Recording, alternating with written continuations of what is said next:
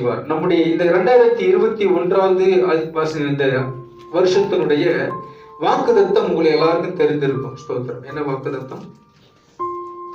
என்ன வாக்குத்தத்தம்? உன்னை உண்டாக்கினவரும் தாயின் கர்ப்பத்தில் உன்னை உண்டாக்கினவரும்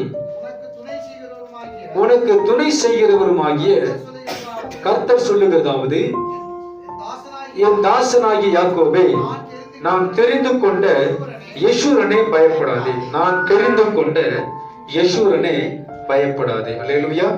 ஆண்டவர் தெரிந்து கொண்ட ஒரு நீதியுள்ள மனிதன் பயப்படக்கூடாது என்று சொல்லி கர்த்தர் நம்முடைய திருச்சபைக்கு வாக்குத்தத்தமாக ஏசியா 44ஆம் அதிகாரத்தை 2வது வசனத்தை நமக்கு கர்த்தர் கொடுத்தார். அல்லேலூயா.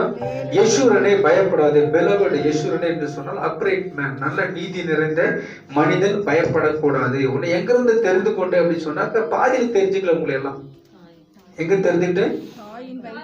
The beginning of your creation. நீங்க உருவாக அந்த கடுகளவு கசகச அளவுக்கு உங்க இருதயம் முதலாக உருவாகும் போதே நான் சொல்லிட்டேன், உங்க இருதயம் கலங்காது இருப்பதாக, பயப்படக்கூடாது சொல்லி உங்க தாயின் வயிற்றில் இருக்கும் போதே நான் பேசிக்கிட்டே இருக்கிறேன். ஆனா நாட்கள் போக போக நீங்க எல்லாம் என்ன பண்ணீங்க சொன்னாக்கா, எனக்கு சஞ்சலத்தை உண்டாக்கின பாதியில் நான் உங்களை தெரிந்து கொண்டேன் என்று சொல்லி நீங்கள் உணர்கிறீர்கள். அல்லேலூயா. ஆனால் தேவனுடைய வார்த்தை சொல்லுகிறது, நீங்கள் என்னை தெரிந்து கொள்ளவில்லை.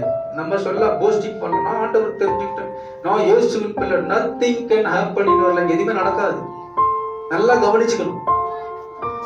15:16 யோவான் எழுதின சுவிசேஷ புத்தகத்துல 15:16 நீங்கள் என்னை என்ன பண்ணலையா, நீங்க என்ன தெரிஞ்சுக்கல. I chosen you. நான் தான் உங்களை தெரிஞ்சுக்கிட்டேன்.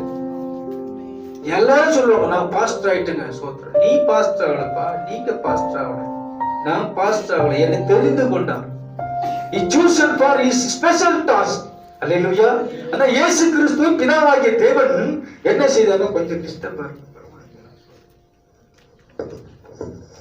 மிஸ்டேக் வந்தா நீங்க தான் பதில் சொல்லுங்க. பாஸ்டர் பேசுறது புரிய மாட்டாங்க. அல்லேலூயா. நான் தெரிந்து கொண்ட என் ஜனங்கள் தங்களை தாழ்த்தி ஜெபம் பண்ணுவார்கள். அல்லேலூயா. ஆண்டவர் எதற்காக ஒரு மனிதனை தெரிந்து கொண்டார் என்று சொன்னால், அவன் ஒரு ஸ்பெஷல் டாஸ்காக தெரிந்து கொண்டிருக்கிறான். ஒரு முக்கியமான காரியத்திற்காக அவனை ஆண்டவர் தெரிந்து கொண்டிருக்கிறார். அல்லேலூயா. ஏன் தெரிந்து கொண்டார்? நமக்கு ஒரு கேள்வி இருக்கும், என்ன ஏன் தெரிஞ்சுக்கிட்டார் ஆண்டவர்? எவ்வளவு அறிவாளிகள், ஞானிகள், என்ன பண்ணும், நிறைய படிச்சவங்க, நல்ல செல்வந்தர்கள், சொத்துக்காரங்க இருக்கும்போது என்னைய மட்டும் எதுக்கு ஆண்டவர் தெரிந்து கொண்டார்? He has the special plan and purpose in your unique life. இந்த தனிப்பட்ட வாழ்க்கையில, சிறப்பான வாழ்க்கையில இயேசு செய்ய வேண்டிய காரியத்தை செய்வதற்காகத்தான் உங்களையும் என்னையும் தெரிந்து கொண்டார். அல்லேலூயா. சாதாரண நீங்க நினைச்சிட்டு இருக்கலாம், நம்ம எல்லாம் வந்துட்டு சர்ச்சுக்கு, நம்ம பைபிள் எடுத்துட்டோம், நம்ம ஆண்டவரை தெரிஞ்சுட்டோம். நத்திங். ஆண்டவர் தான் உங்களை தெரிஞ்சுட்டு. என்னைக்கு இந்த வருஷத்தை நீங்க சொல்லணும், அல்லேலூயா, ஆண்டவர் என்னை தெரிந்து கொண்டிருக்கிறார், நான் போய் கனி கொடுக்கும்படிக்கும் அந்த கனி நிலைத்திருக்கும்படிக்கும் என்னை ஏற்படுத்தினார் என்ற வார்த்தை நீங்க சொல்லணும். அல்லேலூயா. அல்லேலூயா. கனி கொடாத மரமலை என்ன பண்ணுமா, விட்டுண்டு அத்தியில் போடணும்னு சொல்லி ஆண்டவர் சொல்றார். நான் சொல்லல, சரிங்களா? அப்ப நீங்க கனி கொடுக்கிறவர்களாக கர்த்தர் உங்களை தெரிந்து கொண்டார். அதோடு மாத்திரமல்ல, அவருக்கு விட்னஸ் கொடுக்கும்படியாக அவர் உங்களை தெரிந்து கொண்டார். அல்லேலூயா. நாம நிர்மூலமாகாது இருக்கிறது அவருடைய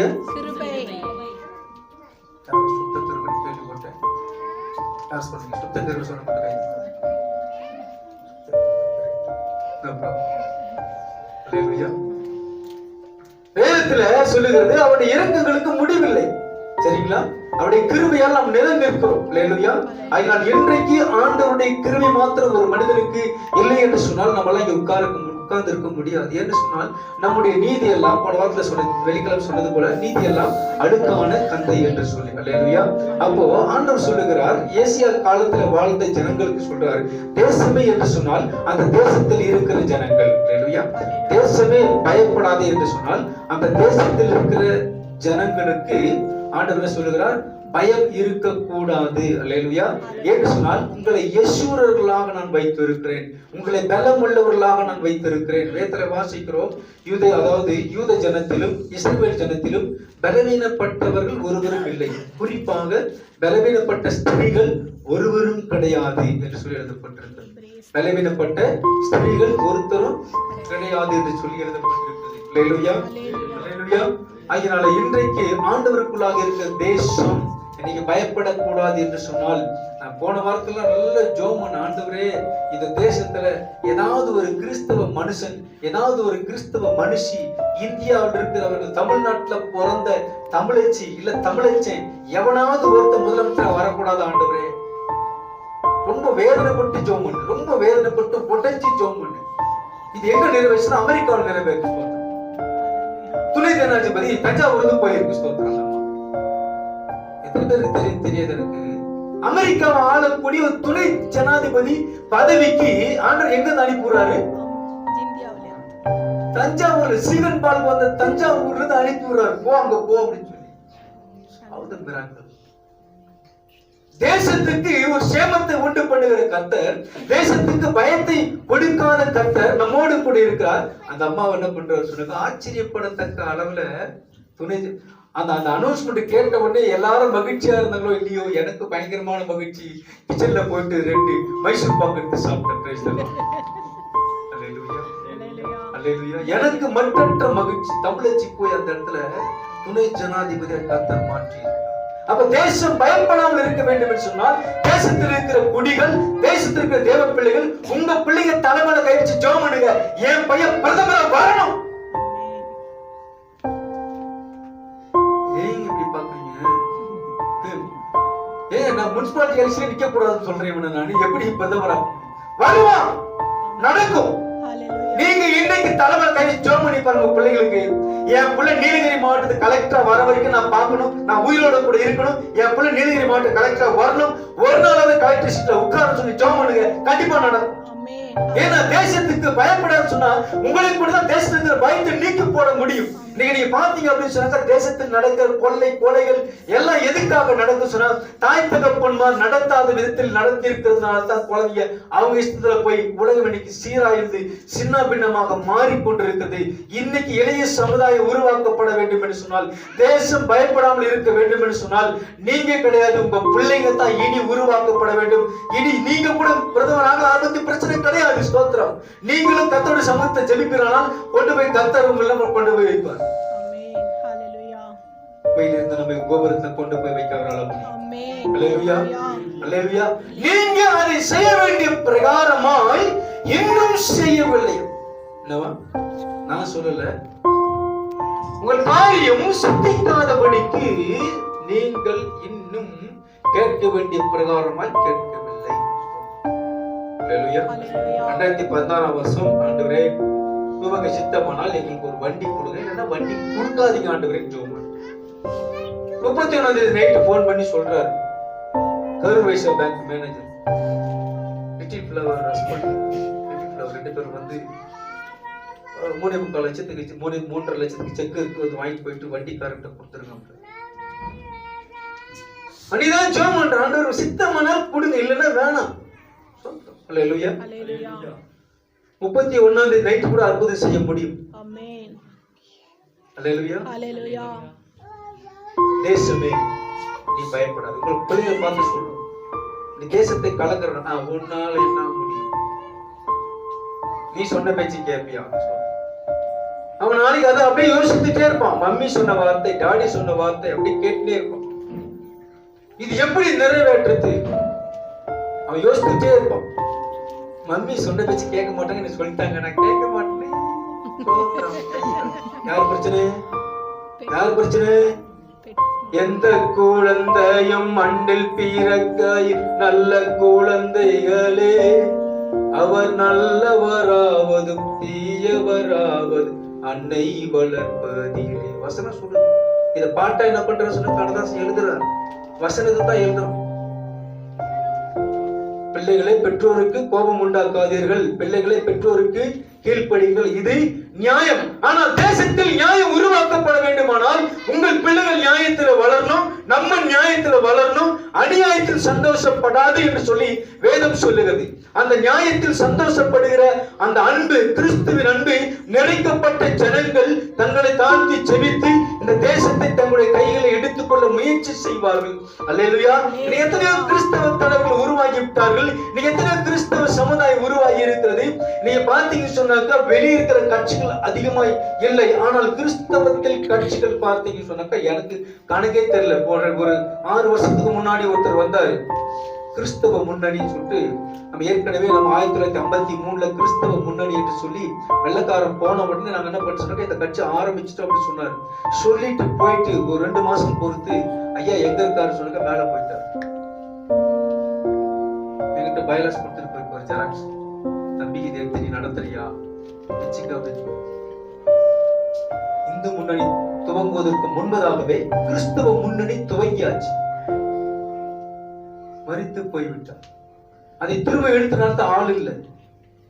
இன்னைக்கு பாத்தீங்க அப்படின்னா கிறிஸ்தவத்துக்குள் கிறிஸ்தவ முன்னேற்ற கழகம், கிறிஸ்தவ முன்னேற்ற கட்சி, மறுமலர்ச்சி அனைத்து கிறிஸ்தவ கட்சி என்னென்னவோ நீ உருவாயிடுச்சு. என்ன முடியல, பேச முடியல. பாஸ்டர் நீங்க என்ன பண்றீங்க? நான் கட்சி வச்சு நடத்திட்டு இருக்கேன் சார். சர்ச்சு என்ன பாச்சு? அது ஒரு பக்கம் நடந்துட்டு இருக்கு, கட்சி ஒரு பக்கம் நடந்துட்டு இருக்கு. யார் என்னுடைய பர்வதத்திற்கு ஏறுவான்? யார் என்னுடைய பர்வதத்தில் நிலை நிற்பான்? மனதார சத்தியத்தை பேசுகிறவன் தானே. எப்படிப்பட்டவன் கர்த்தருடைய சமூகத்தில் நிற்பான்? எப்படிப்பட்ட கர்த்தருடைய பரலோகத்துக்கு போவான்? மனதார சத்தியத்தை பேசுகிறவன். தேசமே நீ பயப்படாதே. அல்லேலூயா. இன்னைக்கு தேசத்துல என்ன பண்ணு சொன்னாக்கா, நீ பார்லிமெண்ட் ஆரம்பிக்கிற ஒரே ஒரு இன்னைக்கு பைபிள் படிச்சு விட்டு இந்தியாவுல பைபிள் படிச்சு தூங்கக்கூடிய ஒரே ஒரு அதாவது சக்கர தலைமைச் செயலகம் எங்க இருக்குன்னு சொன்னா ஆந்திராவுல மட்டும்தான். இப்போ பைபிள் படிச்சு என்ன பண்ண சொன்னாக்கா தலைமைச் செயலகத்தை துவங்குறாங்க. காலை டெய்லி காலை மகிழ்ந்து என்று சொன்னால் என்ன அர்த்தம்னா ஹாப்பி. மகிழ்ந்து ஃபர்ஸ்ட் ஸ்டேஜ், கலிகூர் என்பது லாஸ்ட் ஸ்டேஜ். லாஸ்ட் ஸ்டேஜ் கலிகூர் என்பது சொன்னா ஆனந்தம், அதாவது பரவசம் நிலை என்று சொல்லி என்ன பண்ண சொன்னப்ப யோகா மத்த காரியத்தில் வந்து பரவச நிலை அடைய வேண்டும் என்று சொல்லுவாங்க. சரிங்களா? அப்போ இன்னைக்கு ஆண்டவருடைய வசனத்தில் மகிழ்ந்து களி கூறும் போது அத்தனை செய்கிறாரா பெரிய காரியத்தை செய்கிறார். யாருமே சின்ன காரியத்தை செய்த, ஆனா ஆண்டவர் சொல்றார் கடுகளவு விசுவாசம் என்ன செய்வோம்? கடுகளவு விசுவாசம் மலையை போய் தள்ளுண்டு போய் என்று சொன்னால் அந்த மலை தள்ளுண்டு கடலுக்குள்ள போகும். அல்லேலூயா. அப்ப இந்த கடுகளவு விசுவாசம் என்ன செய்யும்? பெரிய காரியத்தை செய்யும். அல்லேலூயா. அல்லேலூயா. ஆபிரகாம் தன்னுடைய வாழ்க்கையில குழந்தையிலேன்னு சொல்லி அநேகர் மூலமாய் பேசப்பட்டு தூஷிக்கப்பட்டு வேதனையாய் இருந்த நேரத்தில் தேவதூதர் போய் அவருக்கு ஆறுதல் சொல்லும்படி பெரிய காரியத்தை செய்யறதுக்காக சின்ன மனுஷன்கிட்ட போய் பேசி ஆபிரகாம் வாக்குத்தத்தம் கொடுக்கிறார். சாராளை அழைத்து தேவதூதர் பேசுகிறார். அல்லேலூயா. இன்னைக்கு அந்த சம்பவத்திலிருந்து உருவாக்கப்பட்டவர்கள் அவர்கள் மகிழ்ந்து அவர்கள் களி கூர்ந்து இந்த பூமியில் வாழ்ந்து என்ன பெயர் பெற்றது தெரியுமா? விசுவாசத்தின் தகப்பன். பெரிய காரியம் நடக்கும் போது விசுவாசம் நமக்குள்ள இன்னும் அதிகமாகிக் கொண்டே இருக்கும். அல்லேலூயா. அந்த பெரிய காரியத்தை எதிர்பார்ப்பதற்கு, அந்த பெரிய காரியத்தை பெற்றுக் கொள்வதற்கு நம்ம என்ன செய்யணும்? பயப்படக்கூடாது. தேசத்தை குறித்து பயப்படக்கூடாது. தேசத்தில் ஆளுகை செயல்கள் குறித்து பயப்படக்கூடாது. ஒவ்வொரு மனிதன் உலகத்துல பாரு திருடனாய் பார்த்து திருந்தாவிட்டால் திருட்டை ஒழிப்பதற்கு முடியாது. அல்லேலூயா. இன்னைக்கு நம்முடைய வாழ்க்கையில நமக்காக முதலாவது வாழ வேண்டும். முதலாவது நம்முடைய வாழ்க்கையில ஆபிரகாம் தன்னுடைய வாழ்க்கையில ஒரு பெரிய சம்பவத்தை தேவனிடத்தில் பெற்றுக் கொண்டார் சொன்னால் அவர் தேவனுக்காக வாழ்ந்தார். நல்லா கவனிக்க வேண்டும். அவர் இந்த பொம்மை செய்து விற்கிற தன்னுடைய தகப்பனிடத்திலிருந்து விடுதலை ஆகி தானாக தேவன் அழைத்தது போல வெளியில வந்தார். தேவன் அழைத்தார். தேவன் அவரை மகிமைப்படுத்தினார். தேவன் அவரை உயர்த்தினார். தேவன் அவருக்கு தேவையான எல்லா செல்வங்களையும் கர்த்தர் கொடுத்தார். அல்லேலூயா. ஏன் என்று சொன்னால் அவரை நம்பி வந்ததுனால பயங்கள் அவருக்குள்ள கிடையாது. அவர் பார்த்துக் கொள்வார். நம்முடைய மகன் கேட்கிறான், எங்கப்பா எங்க ஆடு எங்க கூட்டு போறீங்க? நம்ம பலியிட போகிறோம். எங்க பலியிட போறோம்? உன்னதான் பலியிட போறோம்னு சொன்னதா எழுதவே இல்லை. நீ தாண்டா பலிகடா அப்படின்னு சொல்லவே இல்லை. அல்லேலூயா. இந்த விசுவாசம் அடிக்கடி நமக்குள்ள வரணும். அடிக்கடி நான் சொல்லுவது உண்டு, கடைசியில் தான் நம்முடைய முடிவு சொல்லுவோம். நம்ம முடிவு இது ஆபிரகாம் தன்னுடைய மகனோடு கூட பேசிக்கொண்டு போய் கொண்டிருக்கிறார். அவர் பார்த்துக்கொள்வார், கர்த்தர் பார்த்துக்கொள்வார். அங்கே போனால் ஈசாக்குக்கு பதிலாய் அங்கே ஒரு ஆட்டை கர்த்தர் ஆயத்தப்படுத்தினார். அல்லேலூயா. அதுதான் இயேசு கிறிஸ்துவை குறிக்கிறது. நம்ம ஒருவேளை செத்து போயிருமோ, மரித்து போயிருமோ, கொன்றுவாங்களோ, ஐயோ பயத்தோடு கூட இருக்கும் போது நமக்கென்று ஒரு இயேசு கிறிஸ்துவாய் ஆட்டுக்குட்டியை கர்த்தர் கட்டி வைத்தார். அல்லேலூயா. நம்ம மரிக்க வேண்டிய இடத்துல ஆண்டவராகிய இயேசு கிறிஸ்து மரித்தார். ஈசாக்கு மரிக்க வேண்டிய இடத்துல ஒரு ஆட்டுக்குட்டி மரிக்க நேர்ந்தது. அல்லேலூயா. இன்னைக்கு அந்த ஆட்டுக்குட்டி ஆனவரை தான் நோக்கி பார்க்கும்படிக்கு நீ பயப்படாத, மகிழ்ந்து களிகூறு. கர்த்தர் பெரிய காரியத்தை உன் வாழ்க்கையில செய்ய போகிறார். அல்லேலூயா. சாதாரண ஒரு மரியாதை, ஒண்ணுமே தெரியாம, ஒரு ஃபேமஸ் இல்லாம, ஒரு அறிமுகமும் இல்லாம இருந்த அந்த ஸ்திரியை கர்த்தராகிய இயேசு கிறிஸ்து அந்த ஸ்திரிக்குள்ள பிறந்தனால அவங்களுடைய பேர் உலகமுள்ள சொல்லி இயேசுக்கு ஒப்பாக சொல்லி கொண்டிருக்கிறோம். அல்லேலூயா. தேவகுமாரனுக்கு ஒப்பாக இன்னைக்கு வணங்கி கொண்டிருக்கிறோம். அல்லேலூயா. ஆனால் தேவன் சொல்லுகிறார், பெரிய காரியத்தை செய்வார். அல்லேலூயா. அல்லேலூயா. நீ யேசுரன், நீ பயப்படாத, நீ யேசுரன். அல்லேலூயா. அல்லேலூயா. பக்கத்துல பார்த்து சொல்லுங்க, யேசுரன், நீ பயப்படாத. பக்கத்துல பார்த்து சொல்லுங்க. எல்லாம் கரெக்டா இருக்கீங்களா பாருங்க. ஸ்தோத்திரம். பக்கத்துல ஆள் இருக்குங்களா பாருங்க. நான் புல்பிட்டு தான் சொல்ல முடியும் போல. ஸ்தோத்திரம். பயப்படாத. கர்த்தர் பெரிய காரியத்தை உங்க மூலமா செய்ய போறார், உங்களுக்கு செய்ய போகிறார். அல்லேலூயா. நம்ம செய்ய வேண்டியது ஒன்றே ஒன்றுதான், கர்த்தருக்கு பயப்படுதல ஞானத்தின் ஆரம்பம். அல்லேலூயா. அந்த ஞானத்தின் ஆரம்பம் நமக்கு வந்துருச்சுன்னா, அந்த பயம் நமக்குள்ள வந்துருச்சு அப்படின்னு சொன்னா, கர்த்தர் நம்மை கொண்டு செய்ய வேண்டிய காரியத்தை கர்த்தர் நிச்சயமாய் செய்வார். அல்லேலூயா. செய்து முடிப்பார். அல்லேலூயா. யோவேல் 2:21 கர்த்தர் பெரிய காரியங்களை செய்வார். ஏசாயா 29, 22, 24 வரைக்கும் நாம் வாசிக்கும் போது நாம் இந்த நாட்கள்ல செய்ய வேண்டிய காரியத்தை தேவன் நமக்கு சொல்லி இருக்கிறார். இதை மாத்திரம் வாசித்து நாம் முடித்து கடந்து செல்லுவோம். கர்த்தர் நாம மகிமைப்பட்ட ஏசாயா 29, 22 வசனத்தை வாசிங்க. ஆகையால் ஆபிரகாமை விட்டுக்கொண்ட கர்த்தர் யாக்கோபை வம்சத்தை குறித்து, இனி யாக்கோபை வெட்கப்படுவதில்லை, இனி வெட்கப்படுவதில்லை, இனி அவன் முகம் செத்து போவதில்லை.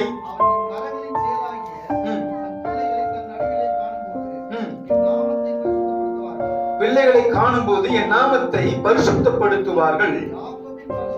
யாக்கோபின் பரிசுத்தரை அவர்கள் பரிசுத்தப்படுத்தி இஸ்ரவேலின் தேவனுக்கு பயப்படுவார்கள்.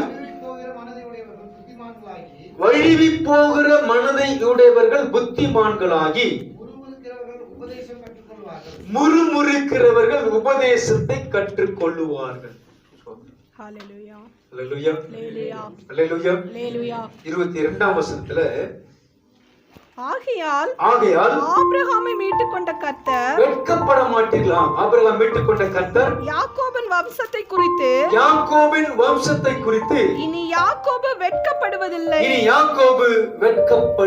நன்றாக கவனிக்கணும். யாக்கோபே நீ வேறொன்றுவாய், யாக்கோபே நீ வேறொன்றுவாய், பூத்து குலுங்கிடுவாய், காய்த்து கனி தருவாய், பூத்து குலுங்கிடுவாய், காய்த்து கனி தருவாய், இந்த பூமியெல்லாம் நிரத்திடுவாய், இந்த பூமியெல்லாம் நிரத்திடுவாய்.